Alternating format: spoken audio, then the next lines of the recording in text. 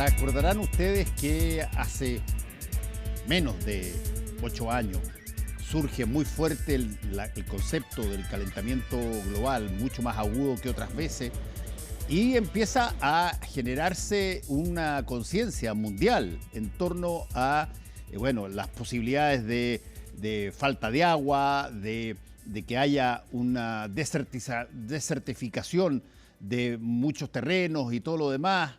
Bueno, y eso se llevó a la política, se llevó a las calles, se armaron grupos y todo lo demás. Bueno, ha pasado el tiempo y los ciclos a veces se alteran. Y hoy día vamos a conversar con Raúl Sor, porque mientras nosotros estamos con mucha agua, en el hemisferio norte se está esperando uno de los veranos probablemente más cálidos de la historia. Y la pregunta es, a ver, ¿qué se hace en esas condiciones? Raúl nos contesta. Hola Fernando. Bueno, el hecho que llueva no es algo que contradice el tema del calentamiento global. Una de las consecuencias del calentamiento global son lluvias muy intensas en ciertas regiones y en otras sequía, de manera que hay un desequilibrio climático que se expresa de distintas maneras en diferentes regiones, pero que en todos los casos tiene consecuencias bastante complejas para las poblaciones que allí habitan.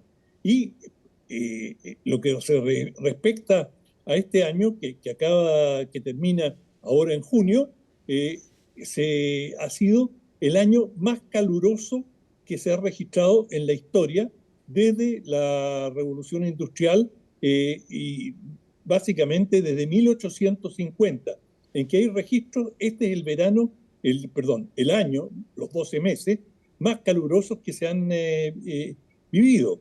Y se ha superado la media que se esperaba. Se decía, cuando lleguemos a 1,5 grados por encima de la máxima que se llegó en 1850, estamos en peligro. Bueno, este año, en los últimos 12 meses, se llegó exactamente a 1,63 grados, es decir, no solamente se cumplió el grado y medio, sino que 13 décimas más. De manera que hay una situación extraordinariamente complicada y que todos los vaticinios, todos los expertos de Naciones Unidas nos advierten que vienen tiempos muy difíciles en materia climática y que, así como este año se superó en cada mes prácticamente, se superaron los récords de temperatura, esto puede replicarse en los próximos años, no necesariamente en cada año. Uno de los factores que ha gravitado en los últimos 12 meses fue la corriente del Niño. Y como ya está en retirada, es posible que las temperaturas bajen algo, pero esto es, digamos, cíclico y la tendencia siempre es al aumento.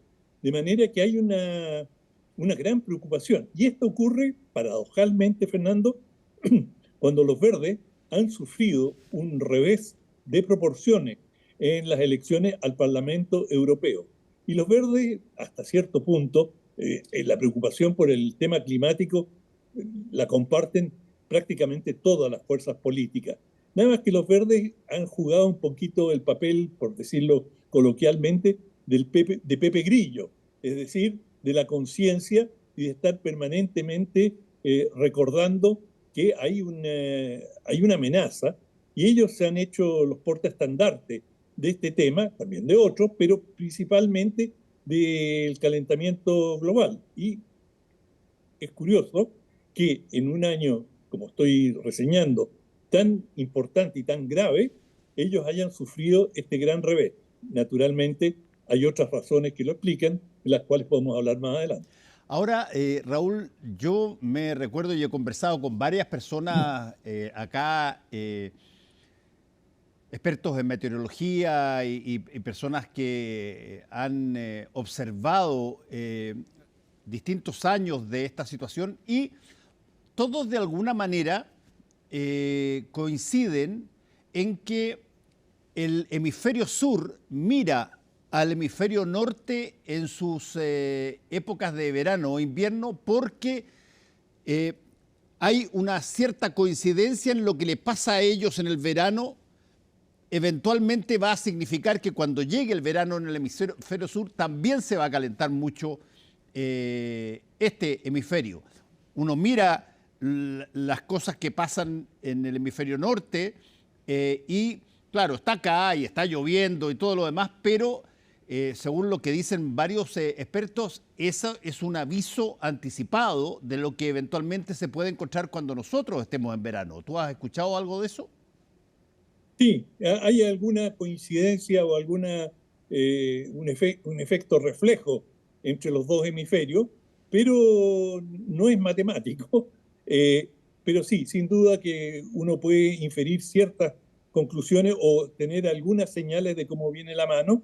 Hasta ahora el verano europeo no ha sido tan terrible, han tenido un verano mixto, en algunos, sobre todo en Europa del Norte, ha sido más bien lluvioso, pero todavía no entran al verano propiamente tal. Estamos hablando de julio a agosto, que son los meses duros de verano en Europa. En todo caso, el, el tema de los verdes es importante porque finalmente el tema climático, si bien es un producto natural, es decir, son procesos naturales, eh, hay un factor determinante en el calentamiento global que son las emisiones de gases de efecto invernadero. Y el principal factor son los combustibles fósiles, es decir, la benzina, el petróleo en general, pero también el carbón. El carbón es quizás el más serio de todos en cuanto a generar efecto invernadero, y también el gas. Y no se aprecian disminuciones significativas en la explotación y en las políticas gubernamentales en relación al petróleo. Perdón. Y allí se observa que todavía hay una serie de subsidios y de estímulos por parte del gobierno a las empresas petroleras para que sigan desarrollando sus proyectos. De manera que y en ese campo los verdes jugaban un rol muy importante, y una de las consecuencias, por ejemplo, de política, cuando se enfrenta a esta situación, es un cierto renacimiento, una potenciación de la energía nuclear. Es decir, los verdes estaban absolutamente opuestos a la energía nuclear y decían, energía nuclear, no gracias. Ese era el eslogan. Bueno, ahora, digamos, se están retomando algunos proyectos en Gran Bretaña, en Francia. Bueno, los alemanes renunciaron directamente, pero uno se pregunta, con la caída de los verdes en Alemania, que fueron tremendamente militantes para acabar con la energía nuclear en Alemania, nadie puede estar seguro de que el tema no vuelva a resucitar. De hecho, se ha visto que en muchas circunstancias la población, y esto incide en las votaciones, cuando tiene que optar, claro, en todo el mundo, todos los votantes piensan en su bolsillo. Y si se logra, digamos, energía más barata, con menos restricciones, a través de la energía nuclear, probablemente el entusiasmo o el apoyo para volver, por ejemplo en Alemania, a la energía nuclear, no me sorprendería que volviese a estar en la agenda. No lo está en este momento, pero estos son los grandes cambios que provocan esta situación. Ahora, convengamos también que, y te lo quiero preguntar directamente, cuando surge ya en términos, yo te diría, con factibilidad real en algunos países del mundo, la idea de transformar los automóviles de combustible fósil a automóviles eléctricos, bueno, hay algunos países que empiezan a tomar la delantera en eso.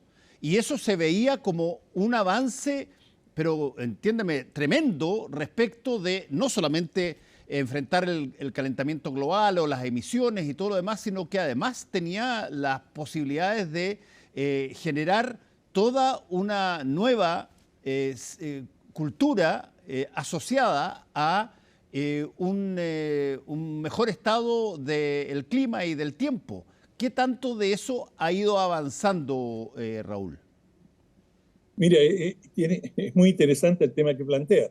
Ha ido avanzando, ha entrado el auto eléctrico, sobre todo en Asia y particularmente en China. China está por lejos en la vanguardia de los autos eléctricos, pero muy por delante del resto del mundo y especialmente en la fabricación de batería, que es la clave del auto eléctrico.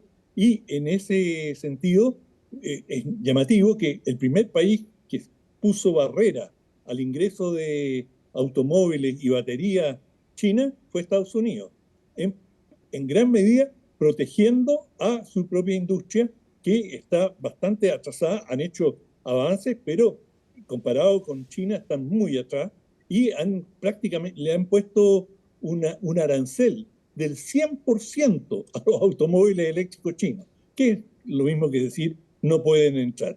Y a eso le han agregado algunas consideraciones de seguridad que, digamos, los autos recogen, digamos, los autos más modernos pueden recoger ciertos datos de la carretera y eso pueden generar algún nivel de inteligencia entendida como recabar información sobre un lugar. Y también Europa está en estos días, quizás lo conversemos en unos días más, está a punto de poner sus propios aranceles, porque temen que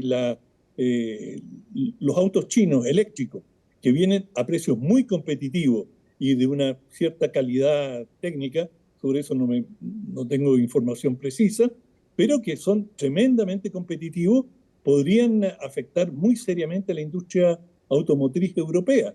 Y como lo hemos conversado en otras oportunidades, la industria automotriz, el transporte, es clave dentro de las estructuras industriales y también tiene una proyección en algunos países, más que en otros, de orgullo nacional. Es decir, durante mucho tiempo Estados Unidos estuvo muy orgulloso de sus automóviles, que eran, digamos, los primeros en el mundo, después los europeos, después los japoneses pasaron a ocupar una plaza muy importante. Bueno, y ahora los chinos están entrando a una velocidad enorme y por eso les están colocando frenos políticos artificiales, aranceles, para que no entren. Ahora, esto, claro, el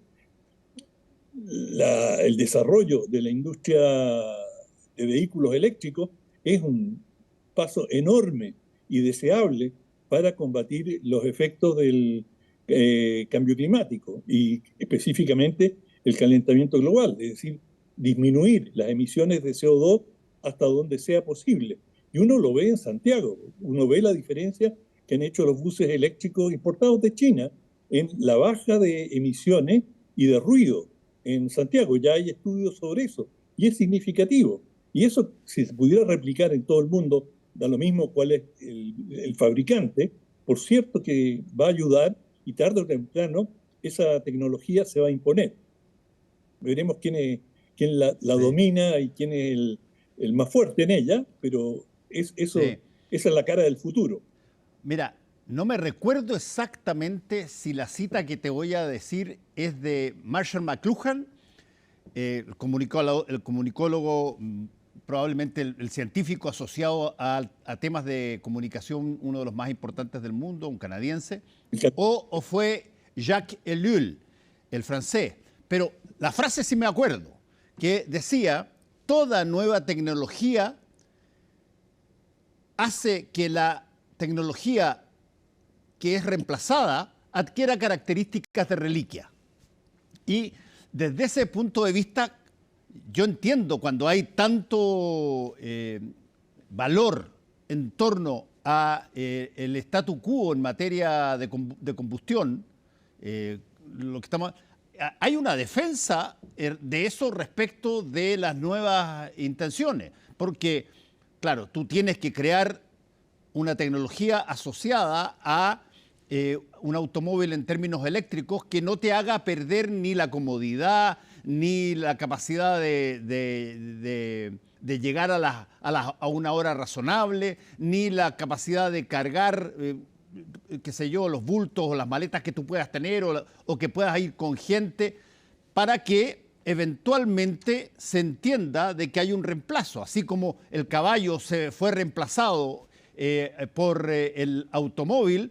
¿Por qué? Porque el automóvil demostró que llegaba más rápido, era más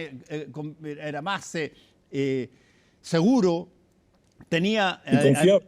claro, además tenía posibilidad de llegar más lejos en un montón de cosas y dejó al caballo como básicamente en un estado de transporte de reliquia, si tú quieres, histórico.